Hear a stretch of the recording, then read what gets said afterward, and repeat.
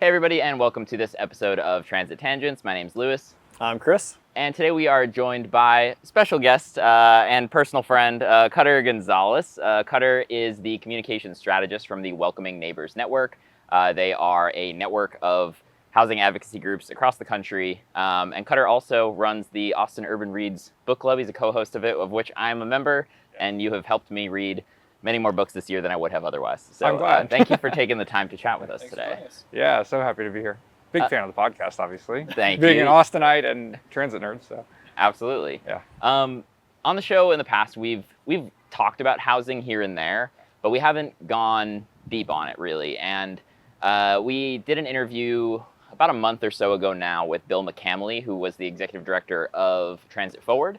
And in that interview, he said something funny that I thought stood out to me, and it was... Well, and I'll be honest with you, like when I got this job more than 2 years ago, I thought I'd be the cheerleader for buses and trains and such, and I've done more housing work because those topics are so damn interrelated. And I thought that was really interesting and really kind of ties together the importance of these issues. And it's also something that we've noticed too. Like we've been having these conversations with different people. He's not the first person to say this. We've actually done a previous episode where we talked a little bit about some zoning policy changes and that sort of thing, that and how it relates to transit. So yeah, but definitely interlinked conversations. Totally, but I'm curious from your perspective, kind of a broad sense here of like why are these two issues so tied together, and why is the importance of them being tied together so important?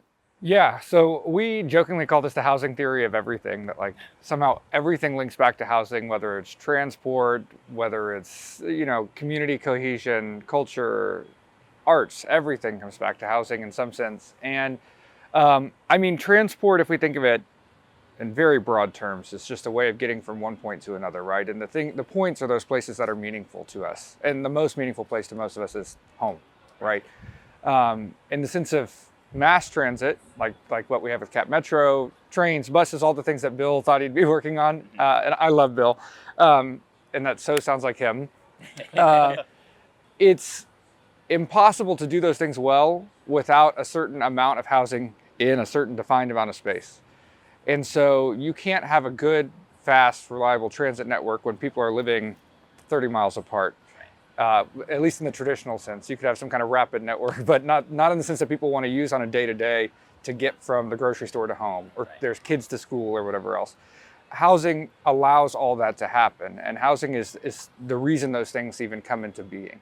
Absolutely, yeah, and we definitely see that happening quite a bit in real time here in Austin, where it's hard to drive, walk, bike, take a bus anywhere without seeing new housing being built here, which is a great thing. And I mean, when you look at it, like Austin is one of the only cities in the country right now where we have rents going down. Yeah.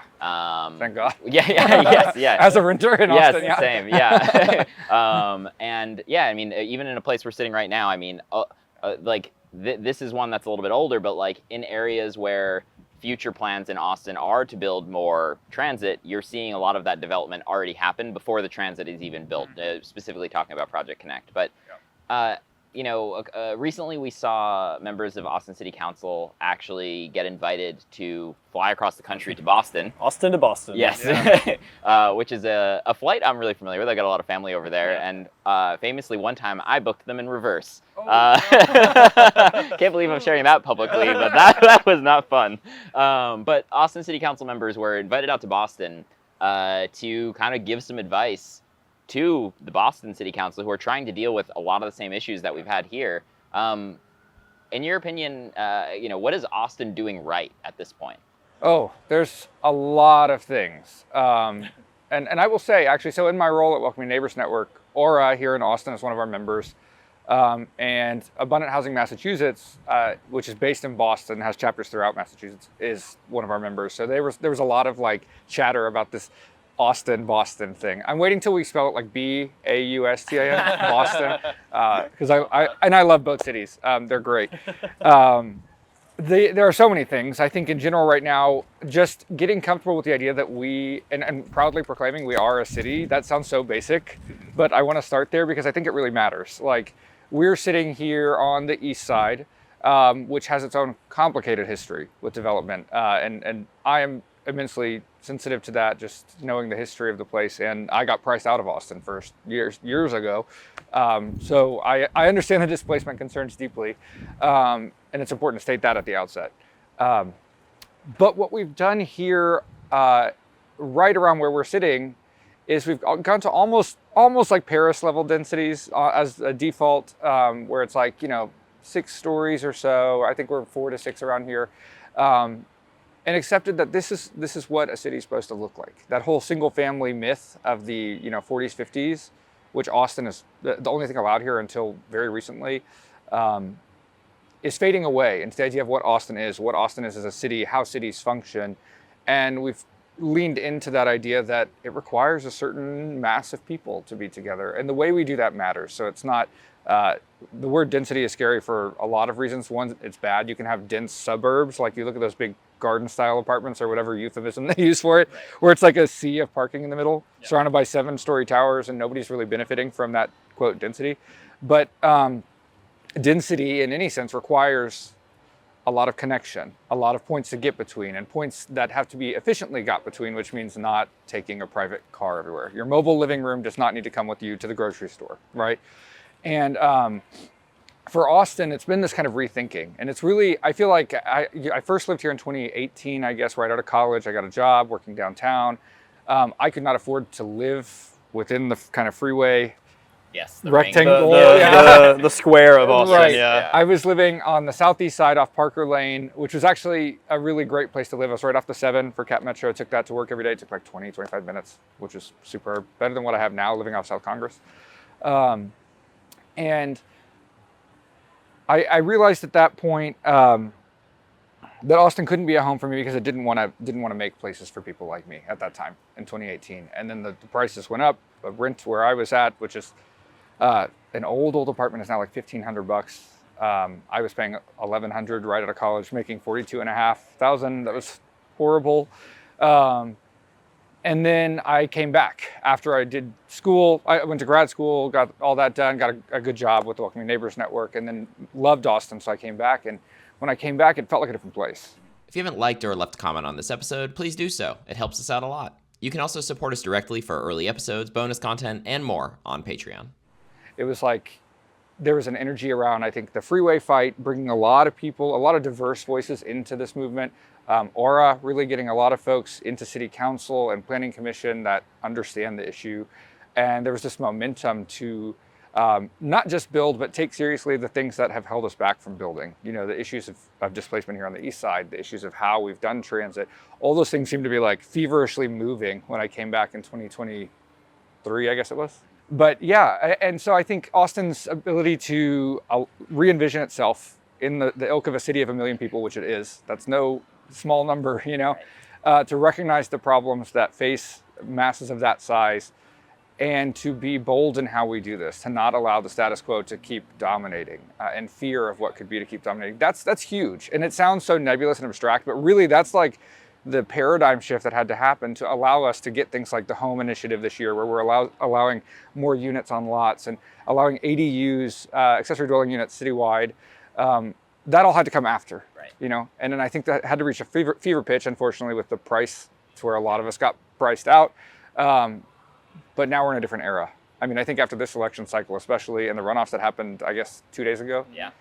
I mean, we have a 10-to-1 pro-housing council now, and a diversity of flavors of that pro-housing from different vantage points, but that's very different from back when I lived here last time, like drastically. Yeah. So.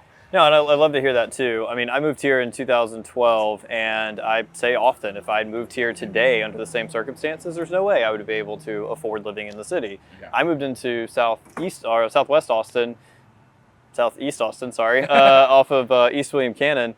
And at that time, I've mentioned this before on the show, but I had an 1,100 square foot apartment, and I paid $450 a month. Oh, my roommate and I both paid $450, and so $900 a month. Yeah. And my first real job in Austin, I made $11.25 an hour, and I was very excited about that. Right. Yeah. But if I had moved here under those same circumstances, there's very few options for somebody that would have been in my position. So I'm happy to see that. Yeah. And as you're saying, I think it's hard for people to understand the shift in the city of Austin and how it has grown so quickly, because it's hard to admit that your community's changed. And so if you've lived here since the 70s, which we talk to a lot of people who kind of fall into the NIMBY camps, who are people who moved here during that time frame, it's hard for them to accept, hey, my city's changed. Yeah, we should talk about that for a second, I think, because there's a lot of important stuff there that gets in the way of any change, good, bad, ugly, and a lot of it to me seems rooted in this kind of nostalgic reading of the past, right? And I did do a little bit of emotions research. I was in grad school, so forgive me for a sec. But the way nostalgia works, from what I was reading, it effectively reinterprets memory. The way memory works is it erases a lot of the bad, clears it out, makes narrative sense, so that we can go about our daily lives without being burdened by what has been. Imagine what can be and be unburdened by what has been, But that almost sounded like the Kamala Harris unburdened. That's by why. what is, yeah. That's why I was like, we still are. I'm still feeling that burden for another 4 years, at least. But yeah, I think nostalgia then works on this memory that's been stitched together from parts psychologically, and this is a healthy thing that we all do, and then reinterprets the past as something rosy, beneficial, good. And that makes total sense, right? I think when we do that at community scale, we risk not seeing the negative there. We risk not seeing who was priced out, who's no longer here, how this thing, like the 70s, for example. I mean, if we're talking about that era of Austin, which is always the pinnacle of Austin that you hear about. Yeah, and luckily now I think the myth, people are kind of making fun of the myth, saying, well, the best day in Austin was the day that you moved here. Yes, yeah. I was about to make that joke. But that era of the mythical Austin, when you had leading into like the Ann Richards era, Armadillo World Headquarters, all the stuff that we love to celebrate still, there was a lot of bad shit. Yeah. There was a lot of stuff that was not good. I mean, where we're sitting on the east side is a prime example. We're sitting where they decided, we don't want people of color to be over with us in the beautiful hills, or really even downtown. Mm-hmm. Kick them over there, right. and in fact build a freeway to separate them. Right. We don't want to talk about that with the mid-century, mid-late 20th century, but that's a real history. Yeah. And that history is something I think if we ignore and we try to celebrate and imagine past, will forever hold us back. We'll never get the housing we need because it's never going to be the 70s. Thank God it's never going to be the 70s again in Austin. I recognize that I'm a recent addition to Austin, but my family's been in this area since the Republic of Texas, so I feel a little bit better about Yeah. Thank God it's not the 70s in Austin You have anymore. a stronger Texan claim than I do. I'm like, and that's my favorite thing is like, when did your family get here? Yeah. I'm a woke live, and my family's been here 200 years, But that vision had to crack, right? And it really, really did. I think because people were bemoaning the loss of musical culture and stuff, which I live off South Congress. I'm here to tell you, if you want live music, go anywhere, any night of the week. Yeah. You can still find it. It's just that you're probably living in Cedar Park now. Right. But that really had to come to a head, and all of that myth of what we were losing, combined with the rising price points, it started to congeal in this, oh shit, not developing has led us to do the thing we were afraid of doing, which is get all that out. Totally, and that's like really come to a head. You lightly mentioned like we just had a couple of big city council elections. The mayor was up for re-election, and as if you're just listening, the Cap Metro Red Line train is passing us. If you're watching, I think you could probably see it, but I'm such a kid when the train goes. I'm like, yeah, look at it. My favorite part about sitting at Cosmic Saltillo is sitting on the little balcony and looking down at the train. that Cosmic is good for sure. You can sit up there and just see like, wow, what the city could be. Yeah. But we just had these city council elections, the mayor's election, and in every case except for one city council race, the more pro-housing, YIMBY kind of council members and mayor won pretty overwhelmingly. I mean, we had in the runoff situation, it was much closer, but like if you were to look at the votes, that's how runoffs go. Yeah, exactly. Yeah, kind of an overwhelming pro-housing voice. So, I mean, but these sorts of voices, I mean, there were folks on the other side of that running in these races in many cases, and they were overwhelmingly defeated, which I think is a good sign here. There's more I want to get to, but I also want to. We've mentioned the Welcoming Neighbors Network a little bit. Sure, yeah. We haven't mentioned this yet, also, but Cutter with Welcoming Neighbors Network actually has a podcast as well. Can you talk about kind of some of the work Welcoming Neighbors Network does, as well as your podcast and where folks can find that? Yeah. Welcoming Neighbors Network is a national coalition of pro-housing groups. I mentioned Aura here, and Abundant Housing Massachusetts up in Boston, and broader Massachusetts. And we have groups kind of all over the place. And really, we're just like a resource sharing kind of hub. We help folks, learn the best of the best from each other primarily. And then we have a very lean coordinating team, which I'm on. And we help folks then, figure out how to run a policy campaign. Because, most places you have like a ragtag group of folks who care about making a better place to live, and they don't know how to organize that into a winning policy campaign when they're facing a city hall like in Austin, where you've got 1 million people trying to influence what's going on here. How are you and your 15 friends going to figure out how to even connect to others? So we do a lot of knowledge sharing, resource sharing. As part of that, I do host a podcast. It's called The Stoop. It's on wherever you get podcasts. Right. And you can go to welcomingneighbors.us and I think scroll to the bottom and it's down there too. Awesome. We'll make sure there's links to the larger podcast platform as well in the description wherever you're watching. We're going to remix that. Podcast. Wow. All right. New outro music. Yes. Yeah. So we've talked a lot about Austin, a city that has made a lot of progress in terms of these kind of new housing initiatives, whether it be through the parking minimums, the home initiatives, all this sort of stuff. And if you're interested in those sorts of things, we'll put links to more descriptions if you're really interested in this sort of thing, so you can kind of go follow up more on it. But where do you think a good place to start is for a city that hasn't taken these steps yet? Right? They haven't kind of done what you said earlier on in this of really realizing, hey, this is a city. If we're going to be able to bring costs down and act like a city, we need to start to think about, densification where it makes sense, and how that interrelates with transit and all this sort of stuff. Where do you think a good place to start is? And that can be from experience seeing it in other cities, or I don't know. Yeah, where is the place to go? Yeah, it's always hyper local. I think, because it varies, but there are some trends, I guess. One of the things I've seen that's really palatable as a kind of get your foot in the door, make meaningful change without creating mandates or inducing a ton of neighborhood change, which is always the biggest fear when you first take on something in housing, is parking minimums. So most places require, even New York City requires, which is insane, but it requires a minimum amount of parking based on, how many people are expected to use your business. Sometimes that's a proxy by square footage or whatever. And the problem with that, of course, is that the geometry of it is every parking space that you take up could be a home or part of a home. They're huge. Yeah. And by mandating minimums, you get an excess of parking. There's billions of parking spaces in the United States, for example, and there's only 350 mil of us. So we have a lot. And one of the things you can do that's very low barrier is get rid of the minimums. So in places that are more walkable, that have more transit, then a builder can say, I actually don't need 3 parking spots for this single family home. Right.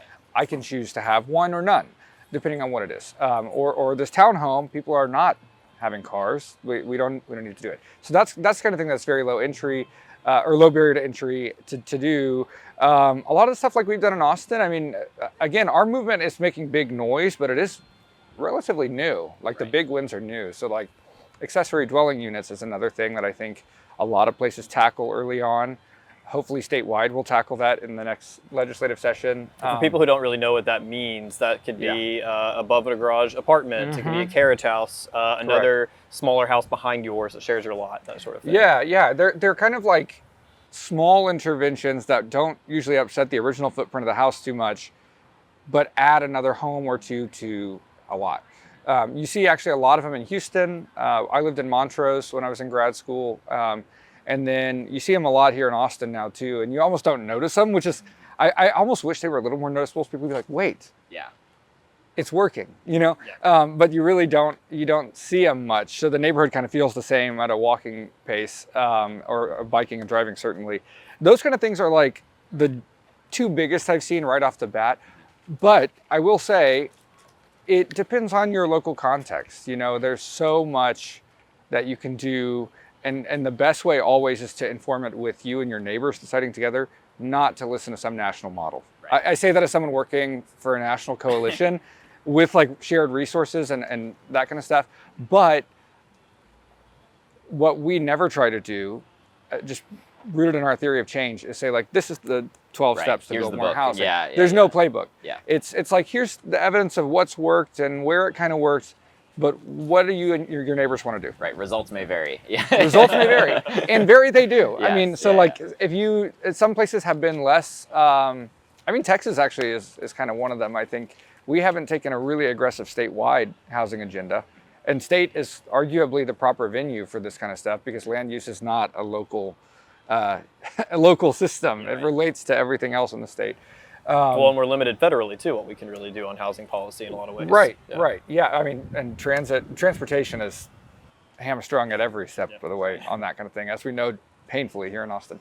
But that to say, like, with you and your neighbors, like, you can take bigger risks than just ADUs or just parking or whatever. I just mentioned those because they're like off the bat what people have usually started with. Yeah, I just think in general too, it's important. Like, you know, change is difficult, as we've said, but like, right, depending on your area, it doesn't have to be difficult. And like, there are interesting things we're seeing across the country in areas that at one point were just like endless suburban sprawl, developed in a way that's really hard to serve by transit. And then you start to see nodes of, hey, maybe we can do something different, where you start to see transit-oriented development happening, where you start to see these sorts of things. And like, good examples that we see here and in other places across the country right now are like old abandoned strip malls. Yeah. Like, their original purpose is not being served as well. They're noticing how empty the parking lots are with the advent of just ordering anything online and having it delivered to your house in the same freaking day. All this sort of stuff. And What's your parking lot phrase? where I see surface parking lots, or no, where you see surface parking lots, I see potential. I love that. You turn those into really nice mixed-use developments, things that can kind of look like the area we're in right now. And all of a sudden, you have this hub where you've got all sorts of people living. You can have restaurants and bars and bookshops and coffee shops, a school, all this stuff in this one area. And when you have all those people living in that one area, all of a sudden, you can have transit that goes from that area and connects to the rest of the community. You can set aside a section of it for really nice parkland, and all of a sudden it becomes a really nice community hub, which once was an empty parking lot. Yeah, and I think that visioning is the like critical first step. Like, don't go in and just be like, we're gonna fix housing. Right. As in like, you've got white papers and you're like, here's the research. No, have like an idea, like something you can point to that's tangible. Even the most suburban person out there, I'm sorry you're out there, but like, come to the city, it's good here. Or move further out, it's pretty. Right. I hate the suburbs, I'm sorry, I shouldn't say that, but this is me being a bad comm strategist. The suburb, and the reason is I grew up in the suburbs basically, and there's just a lot of like, it's liminal at the end of the day, because all the parts that make communities great are not functional at that scale. Like, they can function at smaller and larger scales in different ways, but they can't function at that scale. And so what you have to do is say, like, you moved to the suburbs because you were expecting community, and you were sold a bill of goods, right? You were expecting to know your neighbors, to have intimate relationships with your friends, to have coffee shops and bookshops and all these things that made your small town great. I mean, I did half my growing up in New Braunfels, and they have failed to increase density like whatsoever. So it's become this sprawling 100,000 person mess. Right. Traffic's worse than it is here half the time. Right. And they're like bemoaning all the loss of local businesses, but nobody lives near these businesses. Right. They cannot survive. And big box stores, they can do it. Right. There's an economy of scale there that means that when you just sprawl and sprawl and sprawl and you do the suburban thing, you lose what made your community great. And by having, 4-foot buildings or four-story buildings nearby, you actually get to save a lot of those. Austin, we have indie bookstores everywhere, which I love. I went down to San Antonio yesterday, and there's like a couple, and they're struggling. Again, very sprawly place. Yeah. Houston, you have some in the inner city, like that inner ring or in 610. But then once you get out there, it's all Targets and Walmarts and yada yada yada, and that's not an accident. So you have to have that vision for what that community looks like. And you present that vision collectively, and you figure out how to make that happen. So for some people, that was eliminating parking mandates. For some people, that was ADUs. For some people, that's allowing duplexes and fourplexes by right. We all have that vision. We all watch the like Hallmark movies where we pretend that that form is actually that walkable. And we have friends like or sitcoms like Friends and Sex and the City and those kind of things, where like you're seeing loving people enjoying urban space. And that's what we have to do, is we have to lead with that vision, because that's what empowers all this stuff. And that's why I think with Austin we've done so well, is we were like, we kind of get a sense of what we lost and what we want to gain. Right. And you get places like this where we've done really well to rebuild something that is enjoyable, pleasant. I mean, we're sitting out here in Austin. It's winter and it's 80 degrees, but but yeah. It's actually really great. Yeah. That's more concerning that it's December and it's 80 degrees, but yeah. It'll be increasingly concerning, but winter's going to be lovely. Right. For forever here, Summer, Up for debate. we have Barton Springs, Yes. which is how I survived the summer. Yeah. But I will say I don't have a car, and I bike everywhere, and summer's not that bad on a bike.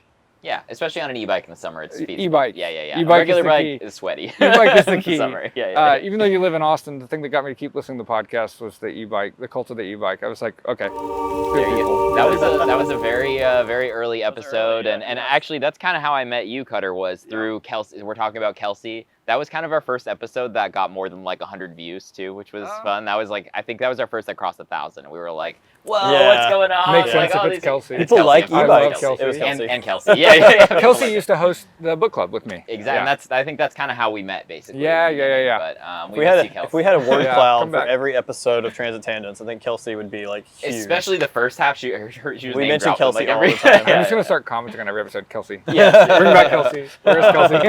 But I think in general, though, that gives a pretty good, unless, and if you want to add anything else here too, feel free. No, but- I think that's a pretty good sort of summary of the conversation and things that are happening. I guess the only other thing I would say is, how would you suggest to other people how they can get involved in their communities and sort of push for these initiatives, push for this density, push for improving these communities? Yeah, I would say get to know your neighbors. A lot of people would lead with like, go to a city council meeting. Don't do that. I mean, do eventually, but like, don't start with that. You're going to be bored. It's going to be miserable. You're going to be like, what the hell's going on? That was the censored version of that sentence. Like, it's not You productive. might sit there and wait for 13 hours for your time to speak in Right. Austin. Right. Yeah, I leave around hour 8. I'm like, they're gonna do what they're gonna do. No, but get to know your neighbors, and that could be old-fashioned, like knock on a door, depending on how what the area is like, and say like, hey, I noticed that this bike lane is shit out here. What do you think? Right. Or something, or just commiserate over whatever is happening. Every neighborhood has its ails, like, oh, there's that pothole over there at my parents' neighborhood, or there's that bike lane that is annoying somebody else, or whatever it is. Like, talk about it. Genuinely listen, and then but have that relationship as an opening to make change. Yep. That's better for everyone, better for your whole community. That's the real place to start, I think. All the groups that I have the privilege of working with are kind of ragtag groups. On actually, I think the most recent episode of the Stu podcast, I talked to someone from Anchorage, and they eliminated parking mandates unanimously in Anchorage, Alaska. Wow. And it started with a meeting in a parking lot. Literally, like, I think it was like 11 or 12 friends or something got together in a parking lot. But it's that kind of thing. Yeah. That's where you start. Yeah. And then if you need resources, I mean, they can reach out to whoever. I'm here too. Yeah. I do this work. And So- we'll make sure ways to get in touch with Cutter are available in the description and everything. And yeah, I mean, I think that's a really it's been a topic we've been like kind of sort of talking about on the edges, but we were like, we should spend an episode talking about it, and there'll be more coming. And throughout the episode here too, you might have seen we were in Dallas a couple weeks ago if you were watching. And there we visited a couple. What? Your come and take it shirt. Oh yes. Oh yeah. I need that We shirt visited a so couple bad. transit-oriented developments as another train goes by. We visited a couple other transit-oriented developments going on in Dallas, and our new friends from Ride with Data hooked us up with some T-shirts, and we'll actually be back in Dallas next year, February 1st, and we'll actually be co-hosting an event with Data there. Information on that is in the description if you're in the Dallas area. But thank you all so much for watching this episode of Transit Tangents. If you haven't left a comment already or liked this video, please consider doing so. It helps out quite a bit. Also consider rating us on your favorite podcast platforms. And if you want to help support us directly, the best way to do so is via our Patreon. You get early access to episodes like this one, bonus content, all sorts of stuff, and you get some Transit Tangent stickers mailed to you directly from me. So with all that being said, thank you all so much for watching and enjoy the rest of your Transit Tangents Tuesday. Yeah, I'm saving that dough. Public transit's where it's at. Watch me go. Podcast.